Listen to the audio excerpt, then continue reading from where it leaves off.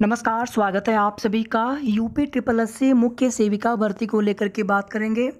Official answer की के लिए आप लोग प्लीज़ सैटरडे तक वेट कर लीजिए। सैटरडे से पहले आने की उम्मीद बहुत कम रहेगी। सैटरडे को आ जाना चाहिए।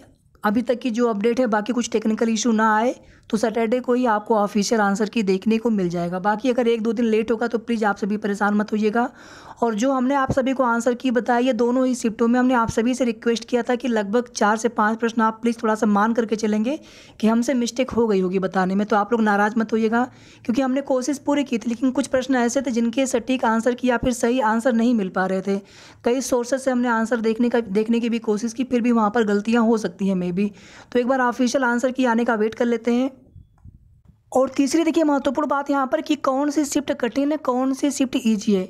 इस चीज़ का निर्धारण ना तो आयोग कर सकते हैं ना हम कर सकते हैं। इस चीज़ का निर्धारण आप लोग करते हैं। आप लोग एग्ज़ाम देते हैं और जिस शिफ्ट में एवरेज यानी आपके जो एवरेज नंबर होते हैं ज़्यादा होते हैं दूसरे वाले शिफ्ट की तुलना में, या जिस शिफ्ट में अभ्यर्थियों के एवरेज नंबर थोड़े कम होते हैं दूसरे शिफ्ट की तुलना में, तो जहाँ पर नंबर कम होते हैं उस शिफ्ट को मान लिया जाता है कि ये शिफ्ट थोड़ा सा हार्ड था, इसी वजह से अभ्यर्थियों के नंबर थोड़े कम आ रहे हैं एवरेज। और जिस शिफ्ट में ज़्यादा नंबर आ रहे होते हैं तो ये मान लिया जाता है कि वो शिफ्ट थोड़ा सा ईजी है पहले वाले के कंपेरिजन में। तो ये चीज़ें ऐसे डिसाइड होती है। फिर उसमें एक बेस मान लिया जाता है और उस बेस के आधार पर जो शिफ्ट ईजी होते हैं उनके कुछ नंबर थोड़े से कम होते हैं, या जो हार्ड शिफ्ट जिनके होते हैं उनके नंबर थोड़े से बढ़ जाते हैं। बाकी देखिए दोनों ही शिफ्ट अपने आप में हार्ड थी, कोई भी शिफ्ट आसान नहीं था। इतने सारे सिलेबस में टॉपिक दिया गया था, लेकिन आप देखेंगे कुछ टॉपिक से ज़्यादा क्वेश्चन पूछ लिए गए थे, कुछ ही टॉपिक से क्वेश्चन काफ़ी ज़्यादा पूछ लिया गया था।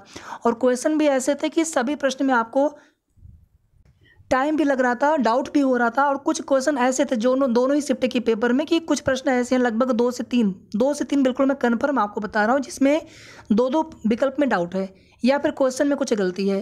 तो वहाँ पर फुल मार्क्स भी मिलना चाहिए। जब ऑफिशियल आंसर की आ जाएंगी तो हम लोग ऑब्जेक्शन भी करेंगे, आप लोगों के माध्यम से ऑब्जेक्शन भी करेंगे उन प्रश्नों पर। डीबी में कितने अभ्यर्थी बुलाए जाएंगे, इसका एक रूल है यूपी ट्रिपल एससी की तरफ से। जैसे अगर सीटें कम है, 500 सीटें हैं, 600 700 सीटें, या फिर सीटें 1000 से कम है, या फिर सीटें 1000 से थोड़ी ज़्यादा है, 1500 तक है, या फिर 2000 तक सीटें हैं, तो अलग अलग रूल है। कहीं पर 2 गुना, कहीं पर 1.5 गुना, कहीं पर 1.25 गुना। आपकी भर्ती में लगभग 1.25 गुना के आसपास अभ्यर्थी बुलाए जा सकते हैं। लेकिन ध्यान दीजिएगा आप सभी, लेखपाल में भी 1.25 गुना अभ्यर्थी बुलाए गए हैं, लेकिन आप देखेंगे 8085 की तुलना में लगभग 27,000 अभ्यर्थियों को डीबी के लिए बुलाया गया है। अभी कैटेगरी वाइज आरटीआई का रिप्लाई भी आया है आयोग की तरफ से कि कितने अभ्यर्थी बुलाए गए हैं। तो उसी हिसाब से आपकी भर्ती में लगभग 10,000 के आसपास अभ्यर्थी डीबी के लिए बुलाए जा सकते हैं। 10,000 में थोड़ा बहुत प्लस भी हो सकता है, थोड़ा बहुत माइनस भी हो सकता है। फिर आगे आप सभी के ओएमआर शीट की स्कैनिंग होगी और भी प्रोसेस स्टार्ट होंगे, तो उसकी जानकारी आपको उसी तरह से हम देते रहेंगे। अब यहाँ पर देखिए एक चीज़ आप सभी को ध्यान देना है, क्योंकि यही सेम चीज़ें आपके जब एएनएम 92-12 वाली भर्ती थी यूपी ट्रिपल एससी की, सेम चीज़ें वहाँ पर भी हुई थी। कोई धांधली कहीं से कुछ नहीं हुआ था, लेकिन आप देखेंगे कि कुछ लोग ऐसे हैं पैसे लेकर के कराने वाले, जो कि चीज़ें पूरी तरह से गलत होती हैं।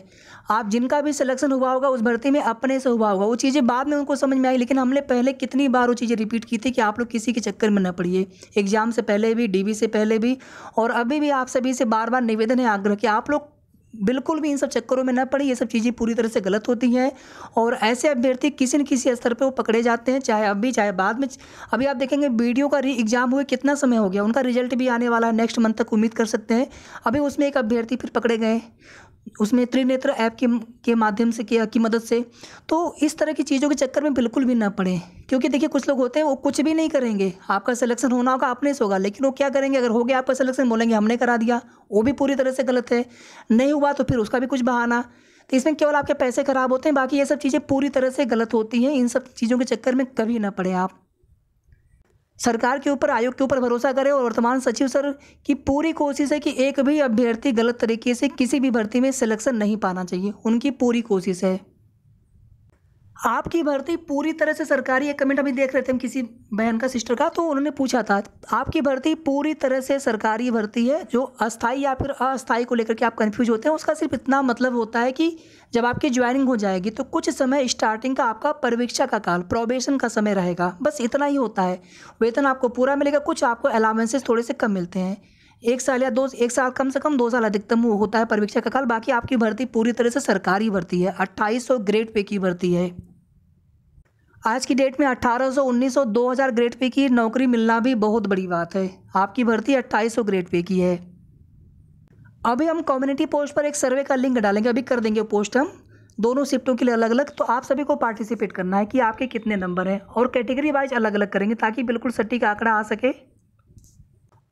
और अभी देखिए, मेरे हिसाब से हमने आपको कल भी बताया था कि अगर आप 55 के अगर आप आसपास हैं, 55 के अगर आप आसपास हैं यू आर कैटेगरी में, तो भी आप अपने आप को पूरी तरह से सेफ मान सकते हैं फिलहाल में।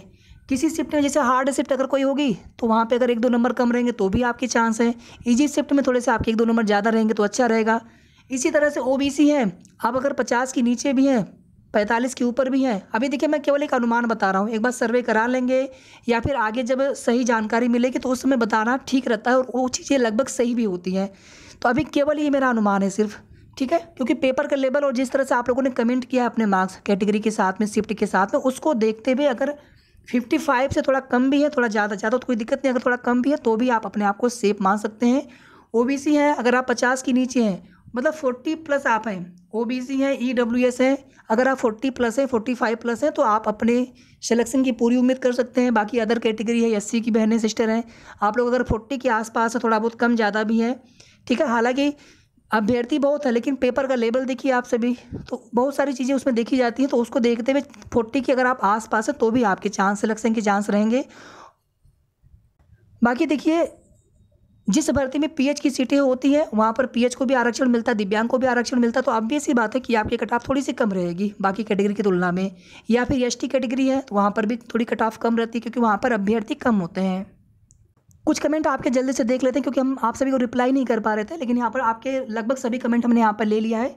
जैसे यहाँ पर ये कमेंट है कि 59 या 60 अगर कट ऑफ जाती है तो 65 पर उनका क्या होगा। आपका सिलेक्शन तो हो जाएगा अगर आप उससे ज़्यादा नंबर, फिर यहाँ पे आपको पूछने की आवश्यकता नहीं है। ईडब्ल्यूएस से 31 नंबर है। देखिए, मैंने यहाँ पर भले ही बोला है कि अगर आप 40 प्लस हैं ईडब्ल्यूएस ओबीसी में, ईडब्ल्यूएस के अब कितने अभ्यर्थी हैं जिनके सही पाए जाएंगे प्रमाण पत्र में, बहुत सारी चीज़ें उसमें डिपेंड करेंगी।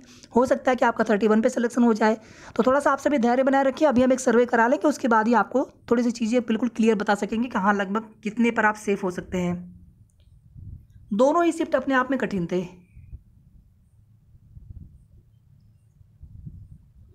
और एक चीज़ देखिए, होता है ना, जैसे मान लीजिए कि अगर काफ़ी गर्ल्स के नंबर एक जैसे होते हैं, जैसे 56 या 59, तो देखिए उसमें होता क्या है ना, जैसे एक ही नंबर पाने वाले बहुत सारे अभ्यर्थी हो सकते हैं। 1/4 नेगेटिव मार्किंग है तो 56.25, 56.50, 56.75, इस तरह से भी नंबर डिफर करेंगे बीच बीच में। तो इसमें जब सेम नंबर होते हैं ना, उसमें शॉर्ट लिस्टिंग या जब सिलेक्शन होता है, मेरिट बनते हैं, तो उसमें सभी लोग लिए जाते हैं, और जितनी सीटें होती हैं उतने सापेक्ष फिर जब अभ्यर्थी होते हैं उतने ही नंबर पर और भी अभ्यर्थी हो सकते हैं। लेकिन जिनके डेट ऑफ बर्थ पहले होते हैं, जिनके डेट ऑफ बर्थ बाद के होते हैं, तो उनका सिलेक्शन नहीं हो पाता, यानी जिनकी एज ज़्यादा होती है उनका सिलेक्शन हो जाता है। लेकिन ये लास्ट कट ऑफ वाली बात हो रही है, ये बिल्कुल परमानेंट वैकेंसी आपको हमने बता दिया है, बिल्कुल भी आपको डाउट नहीं होना चाहिए। और इसमें देखिए, जो लोग एलिजिबल नहीं रहेंगे डॉक्यूमेंट वेरिफिकेशन के टाइम, उनको दिक्कत होगी। फाइनल मेरिट लिस्ट में उन अभ्यर्थियों को शामिल नहीं किया जाएगा।